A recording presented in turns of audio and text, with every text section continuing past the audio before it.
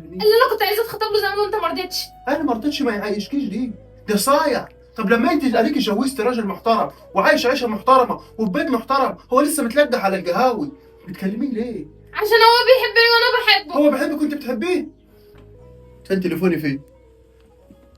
خدي، رني لي عليه كده، رني لي عليه كده، قولي له انا اتطلقت. خلاص رني يلا، رني رني سمعيني. سوري احنا اتأنيت في البث. ايه يا محمد؟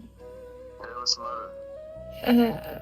انا عايزه اقول لك ان انا اتطلقت وبعد الشهور العده هتيجي تتقدم لي وتجوزني. بتقدم لي؟ ده مين اللي لعب في دماغك وقال لك ان انا مش هتقدم لك ده؟ يا بنت انت كنت بتخوني جوزك معاي، بتتكلمي في ايه؟ عمري ما نشيلك ولا اللي تقدم لك، انت واحده رخيصه. انت ازاي يا محمد؟ ماشي يا رخيص يا ابن الكلب، والله لا نعرفك ازاي تخرب بيت اختي.